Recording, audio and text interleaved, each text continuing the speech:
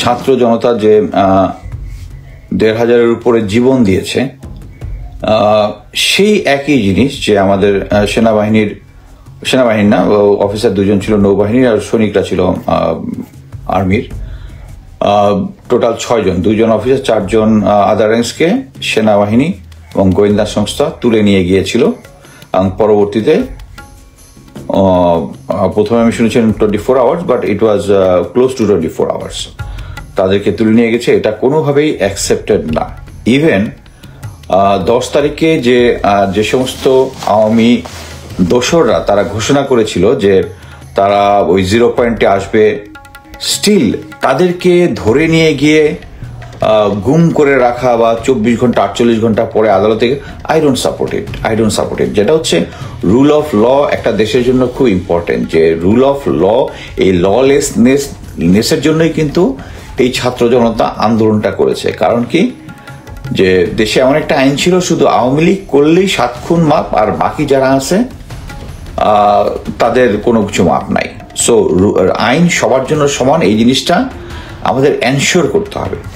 এবং যেটা আমি দেখলাম সেটা হচ্ছে উপদেষ্টা সিলেকশন থেকে শুরু করে সবকিছুর মধ্যেই একটা স্বজনপ্রীতি। একজন বলতেছে এই যে এখন যে কি বলে, যাদেরকে উপদেষ্টা নিয়োগ করা হচ্ছে, আচ্ছা ওর ভাই ছিল কি বলে, বিএনপির স্ট্রংলি কন্ডেম করে করা উচিত হয়নি। আবার আরেক পার্টি বলতেছে যে সে তো শিবির করত।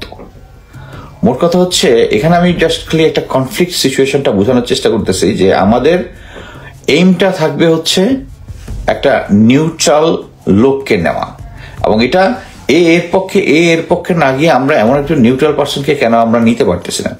আমি এর আগে বলেছিলাম যে যখন জেনারেল জাহাঙ্গীরকে যখন হোম অ্যাডভাইজার যখন করা হয়, তখন আমরা সবাই বলেছি যে উনি ছিল 25 ফেব্রুয়ারির যে মানে বিডিআর কার্নেজের যে সিচুয়েশনটা হয়েছিল, ওইটার যে ইনভেস্টিগেশন হয়েছিল, এটার উনি প্রধান ছিলেন, আর্মির যে এবং এটার মধ্যে উনি শেখ হাসিনার কথা মতো ম্যানিপুলেশন করেছে। So I don't believe him. But বিএনপির লোকজন তাকে নিয়ে খুশি যে উনি বিএনপি মাইন্ডের লোক।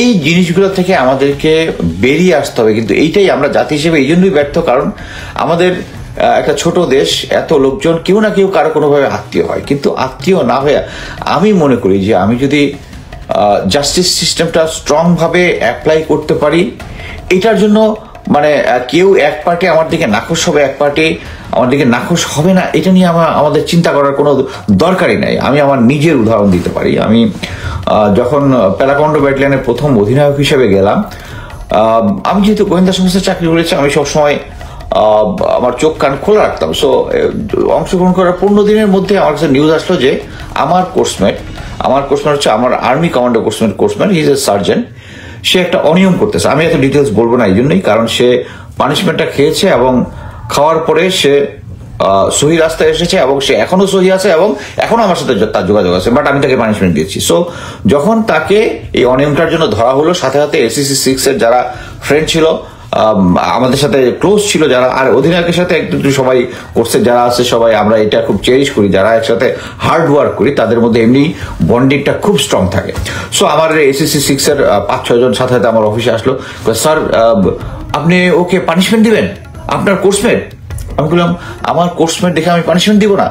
আমি যে এই ব্যাটালিয়নের 700 জনের মধ্যে এখন এই আমার কোর্সমেটটা কি কি ফ্যাসিলিটি পাবে? ও যদি কোনো বিপদে পড়ে তাকে মানে তার জন্য দরকার হলে 200 গজ বেশি হাঁটবো, 200% তাকে হেল্প করার চেষ্টা করবো। তার একটা বিপদে পড়ছে সিভিলে, আমি অল এফোর্ট দিয়ে তাকে, কিন্তু একটা অপরাধ যখন করে, তখন আমার ব্যাটালিয়নের অন্য যে সৈনিকটা আছে তারা যেরকম সমান, তারা এক সমান। অপরাধ করার সাথে আমি যদি অপরাধটাকে ক্ষমা করে দেই, যেটা হবে তখন কিন্তু আমি 700 জন সৈনিকের মধ্যে একজন অপরাধ করেছে, তাকে আমি ক্ষমা করে দিলাম, আমি কিন্তু বাকি 699 সাথে ইনজাস্টিস করলাম, কারণ তাদের ভালো কাজ কিন্তু মূল্যায়িত হলো না। এখানে একজনকে যখন আমি করে দিলাম। সো আমি কখনোই করিনি। ফরেন ট্রেনিং এ যাবে, আমি সিলেকশনটার মধ্যে কোনো ভাই বন্দি প্রীতি কোনো কিছু করি নাই, এবং এই জন্যই আমি মনে করি যে কমান্ডো ব্যাটালিয়নের যারা সৈনিক আছে স্টিল তাদের সাথে, ইভেন আমি যাদেরকে পানিশমেন্ট দিছি তাদের সাথে আমার আরেকজন ক্লোজ, মানে কি খুব ক্লোজ ছিল, এক্সট্রিম ক্লোজ ছিল। আমরা মনে আছে, আমরা যখন কমান্ডো ট্রেনিং করি তখন সিলেট টিভি স্টেশনের ওখানে আমরা আমাদেরকে স্পটার হিসেবে রেখে আসছিল। হ্যাঁ, ওই সৈনিককে আমি একটা ইম্পর্টেন্ট অ্যাপয়েন্টমেন্ট দিয়েছি, কিন্তু সে অ্যাপয়েন্টমেন্টটা কাজটা সে আমার সাথে যেহেতু ক্লোজ, এটা নিয়েছে, আমি সাথে সাথে তাকে ওখান থেকে সরাই দিছি, মানে যেভাবে তাকে সম্মান দিয়ে দিয়েছি, কিন্তু তাদের সাথে কিন্তু আমার এখনো সম্পর্ক আছে। আমি এটাই বুঝাতে চাচ্ছি যে আমি যদি কারোর সাথে হার্শ হই, মানে আইন প্রয়োগ করি, আইন প্রয়োগ করাটা সবার জন্য সমান হওয়া উচিত।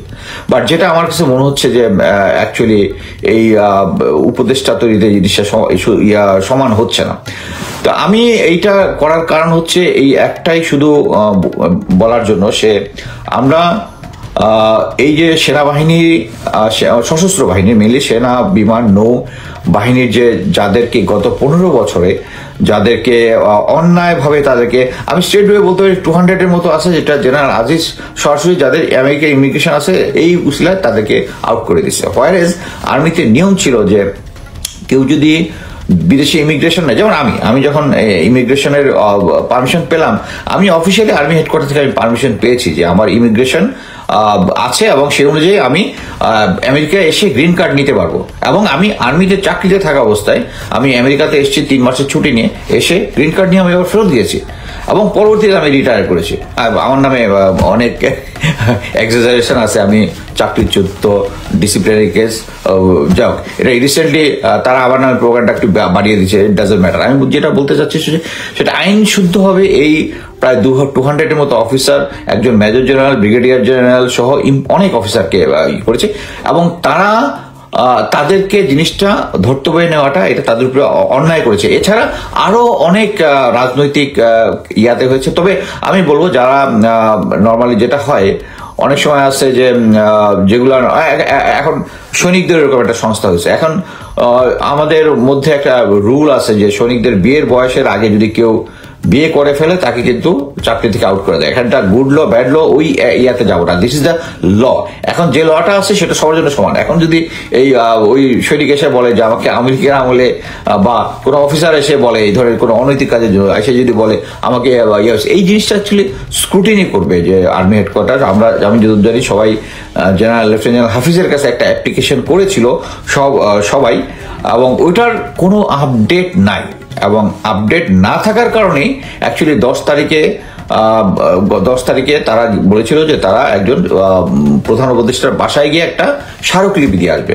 বাট আমি মনে করি ডেটটা চুজটা রং ছিল, কারণ একই 10 তারিখেই ছিল হচ্ছে আওয়ামী লীগরা এসে 0 পয়েন্টে কোনো গন্ডগোল পাকানোর চেষ্টা করবে। সো এটা একটা রং ডিসিশন ছিল। But it doesn't mean that কেউ এসে এই অফিসার সৈনিকদেরকে, তারা কিন্তু যমুনার সামনে থেকে অ্যাবডাক্ট হয়নি, তাদেরকে অ্যাবডাক্ট করে নিয়ে গিয়ে ক্যান্টনমেন্ট থানার ভিতরে তারা ছিল, যেটা আমি স্ট্রংলি আগেও কন্ডেম করছি, এখনো কন্ডেম করতেছি যে এই জিনিসটা অ্যাকচুয়ালি আমি যেটা প্রথমে আমি ডিজিএফআই বললে আমি এখন একটু ডিগিং করে যেটা জানলাম, এটা অ্যাকচুয়ালি সেনাবাহিনীর গোয়েন্দা সংস্থা এবং র্যাবের একটা পেট্রোল ছিল এখানে, যেহেতু যে যৌথ বাহিনী ফ্লেভার দেওয়ার জন্য এটা আমি আর্মিতে সাথে করেছি, সেটা হচ্ছে আমরা একটা অপারেশন করলে সাথে সবসময় পুলিশ নিয়ে যেতাম। সো এখানে র্যাব করেছে।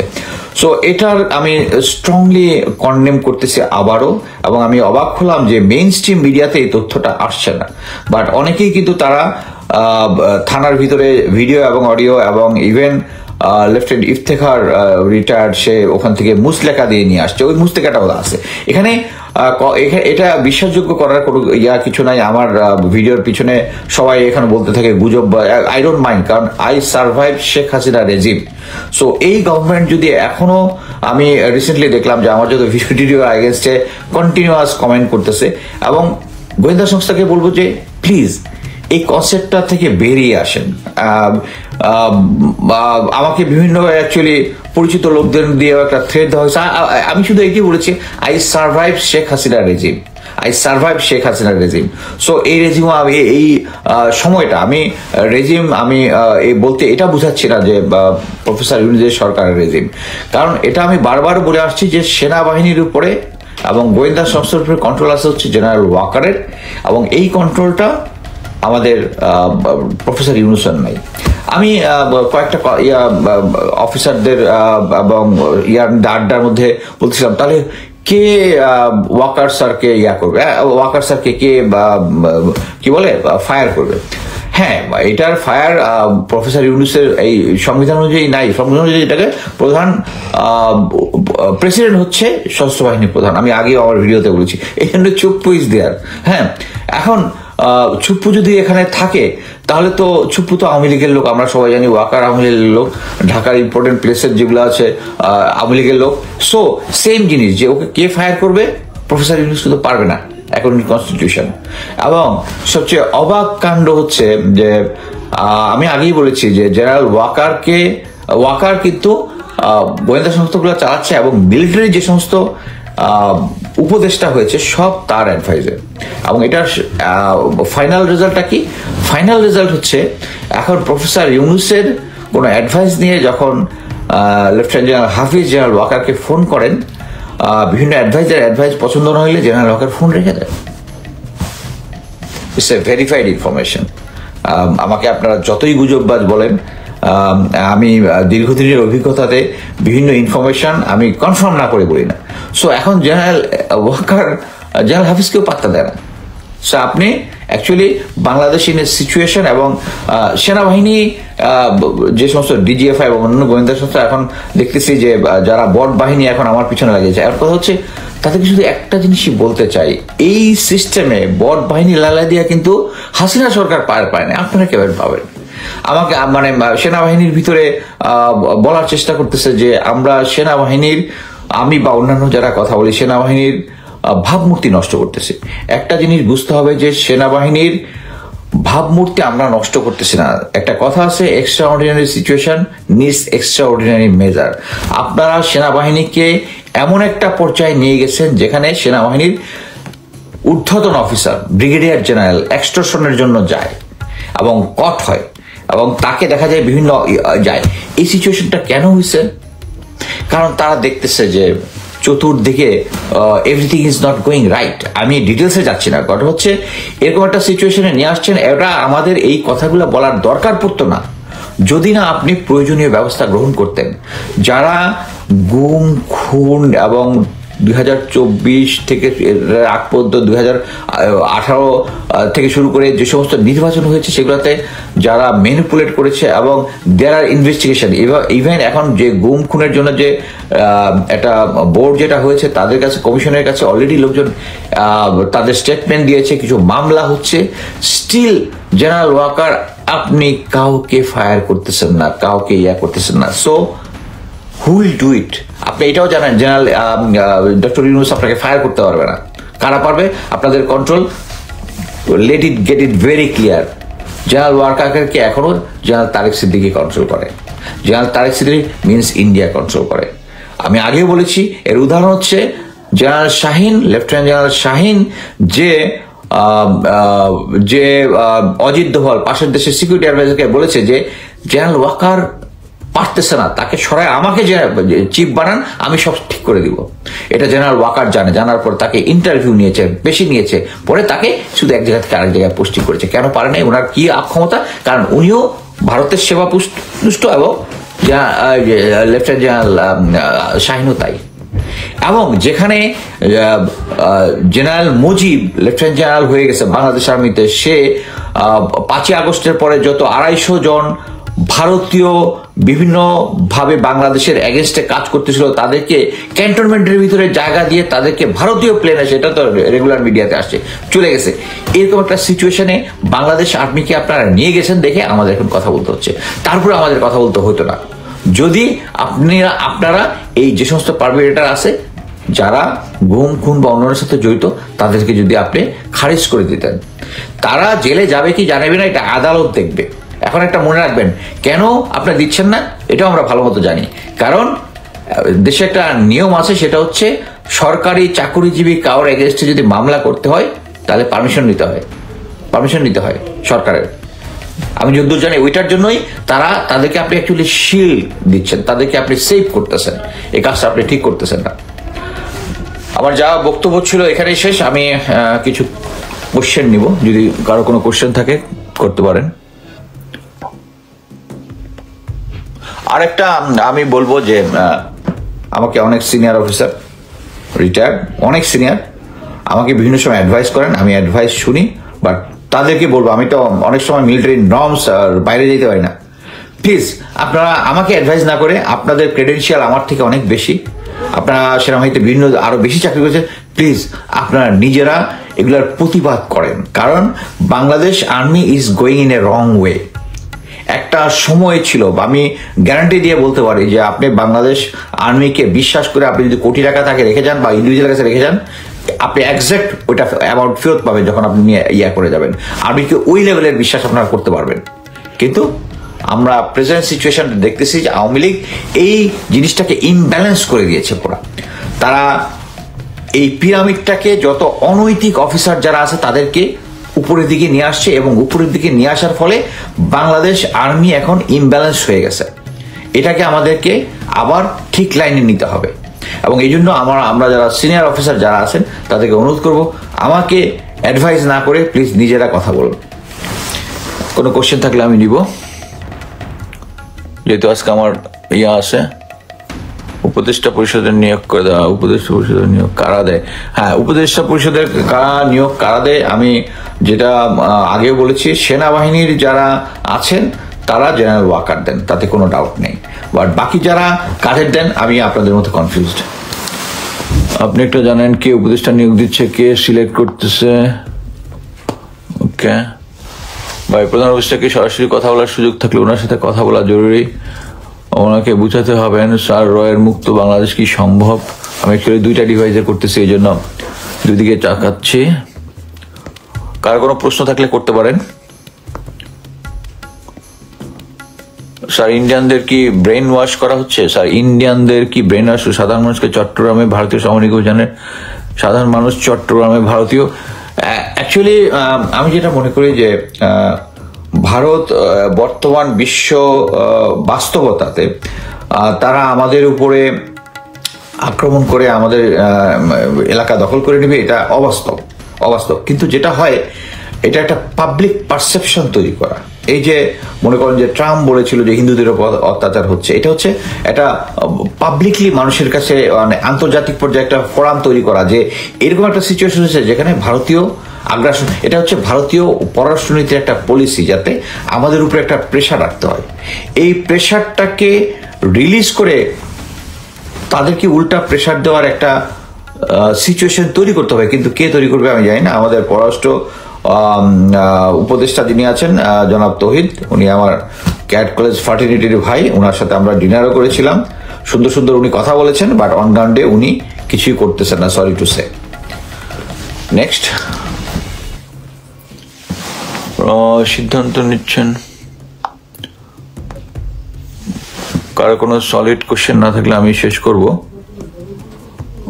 আচ্ছা, দেশের সাধারণ মানুষ মনে করে দেশ আবার আওয়ামী লীগ আসবে। সরকার উপদেষ্টার হাবভাব মনে হচ্ছে তারা বিশ্বের বুঝেন না, জনগণকে ধোকা দিচ্ছেন। সাবেক সেনা কর্মকর্তা কে এক প্ল্যাটফর্মে এসে আওয়াজ তুলবেন? হ্যাঁ, আমি মনে করি যে রাওয়া একটা ভালো প্ল্যাটফর্ম ছিল, কিন্তু রাওয়াতে কিছুদিন পরে একটা নির্বাচন হবে। আমি আশা করব যারা মানে এখন একটা সিচুয়েশন হয়েছে, মনে করেন যে আপনি নিউট্রাল, হ্যাঁ আপনি নিউট্রাল হতে পারেন, আমি নিউট্রাল, বাট কথা হচ্ছে আমি নিউট্রাল হলেও আমি এন্টি আওয়ামী লীগ। কারণ আওয়ামী লীগ আমাদেরকে যে পরিমাণ অন্যায় অত্যাচার আমাদের দেশে করেছে, সেটা জায়গায় আপনি যদি নিউট্রাল হন, you are just supporting them. Let it be very clear, আপনার বর্তমান পরিস্থিতিতে মানে নিউট্রাল হয়ে আওয়ামী লীগকে দেখার কোনো সুযোগ নাই, নিউট্রাল হয়ে ভারতের প্রতি সিম্প্যাথি দেখানোর কোনো সুযোগ আপনাদের নাই। তারা জয়েন্ট ভেঞ্চারে আমাদের দেশটাকে যে পর্যায়ে নামিয়ে নিয়েছে, আমাদেরকে যাকে উপদেষ্টা নিয়োগ করতে হবে, যাদেরকে তাদের হবে হচ্ছে এন্টি ভারত সেন্টিমেন্ট থাকতে হবে। আমি মনে করি general Fazlur Rahman the best choice. General Fazlur Rahman was the best choice for this post, but কেউ তার কথা কেউ মুখে আনে না। দেশের সাধারণ মানুষ মনে করে দেশে আবার আওয়ামী লীগ আসবে। ভাই, দেশে আবার আওয়ামী লীগ আসবে না। গেট ইট গ্যারান্টেড, দেশে আওয়ামী লীগ আর আসবে না, আসার কোনো সুযোগ নাই, আসার কোনো সুযোগ, এটা 10 তারিখে অলরেডি প্রুভ হয়ে গেছে। এটা আপনি যদি আওয়ামী লীগ সিম্পাথাইজার হয়ে থাকেন বা গোপন কার্যক্রম চালায় থাকেন আওয়ামী লীগের পক্ষে, তাহলে আপনি হয়তো এই কমেন্টটা করছেন। বাট দেশের মানুষ আর চায় না, এবং দেশের আসার কোনো সুযোগই নাই। কোনো একটা সিচুয়েশনে তারা মানে দাঁড়াইতে পারবে না যে কোনো জায়গায়। এবং কারা চাচ্ছে? হ্যাঁ, ওই যে সেনাবাহিনী, জেনারেল ওয়াকার, 98 জিওসি, ঢাকার ব্রিগেডগুলো। হ্যাঁ, এখনো আমার ইয়ার নিচে সেই পুরানা, মাঝখানে বন্ধ ছিল কিছুদিন। কি আচ্ছা, আপনার চাকরি গেল কেন? ভাই আমার চাকরি যায় নাই, আমি ভলেন্টিয়ার রিটায়ারমেন্টে আসছি। হ্যাঁ, কি বলে অনৈতিক কাজে আমার নাকি চাকরি গেছে, আমি নাকি নারী লেলো, ব্লা ব্লা ব্লা। আরে ভাই, আমি রিটায়ারমেন্টের 1 বছর আগেও আমি আর্মি সিকিউরিটি ইউনিটে চাকরি করেছি, যেখানে ক্লিন রেকর্ড। 2016 সালে দেখেন আপনাদের নেত্রী আপা আমাকে পদক দিছে। সো আমার যদি রেকর্ড খারাপ হইতো পদকটা দিত না। বাট কথা হচ্ছে, এই জিনিসটা আমি বলতে চাচ্ছি এই জন্যই যে তারা আবার অ্যাক্টিভ, মানে হচ্ছে গোয়েন্দা সংস্থাগুলো আবার ওই ফ্যাসিবাদেরকে সাপোর্ট করার জন্য যে কাজটা এটাই করতেছে। এই যে দেখেন, 2 জন অফিসারকে কি বলে ক্যান্টনমেন্ট থানায় নিয়ে আসছে, 4 জন সৈনিক সহ। এটা কোনো মিডিয়াতে কাভার করে নাই। কেন কাভার করে নাই? কারণ স্টিল প্রফেসর ইউনূস বুঝতেছেই না যে তার রেজিমকে ডিসক্রেডিট দিচ্ছে এই গোয়েন্দা সংস্থাগুলা। তাদের এই মিডিয়া এই ইনফরমেশনটা দিচ্ছে না। এটাই তো অ্যাম্পল এভিডেন্স। আপনারা যদি বলেন আমি গুজব ছড়াচ্ছি, প্লিজ আবার ইয়াতেই অনেকগুলা একজনের পোস্ট আমি শেয়ার করেছি যে ওখানে স্পটে গিয়েছিল। আমি যারা স্পটে গিয়ে ওই অফিসারদেরকে নিয়ে আসছে, এবং I thank two OC cantonment থানা, হি ওয়াজ ভেরি হেল্পফুল আমি বলবো সবার সাথে। উনি হচ্ছে কি, উনি তো ওনাকে যে আদেশ দিয়ে গেছে ওটার বাইরে উনি যেতে পারবেন না, but from his position he tried his best. আমি যতটুকু শুনেছি সে হেল্প করার জন্য সেনা অফিসারদেরকে। বাট এখানে আমরা আমাদের অফিসার এবং সৈনিকদেরকে ডিসগ্রেস করতেছি। তাদেরকে ক্যান্টনমেন্টে তাকে ধরে নিয়েছে, শহরের ভিতর থেকে ধরে নিয়েছে, তারা আমরা ক্যান্টনমেন্ট থানায় হ্যান্ড ওভার করে দিচ্ছি। এবং director military intelligence brigadier Selim Azad এবং ডাইরেক্টর মিলিটারি অপারেশনস, এরা জড়িত এটার সাথে, ক্লিয়ার, এটার সাথে জড়িত। আমি প্রথমে ভেবেছিলাম DGFI, it's not DGFI. But জিনিসটা হচ্ছে এইটাই আর কি, যে তারা এখনো আমাদেরকে কন্ট্রোল করতেছে, আমাদের মুখ বন্ধ করার চেষ্টা করতেছে, মিডিয়াকে ইয়ে করতেছে। জেনারেল ডক্টর ইউনূসের হয়তো বা কোনো খবরই নাই। আমি জানি না আমাদের দেশের ফিউচার কি হবে। Let's see. আর কোনো কোশ্চেন আছে? আর যদি কোনো কোশ্চেন না থাকে আমি এখানে শেষ করছি। ধন্যবাদ।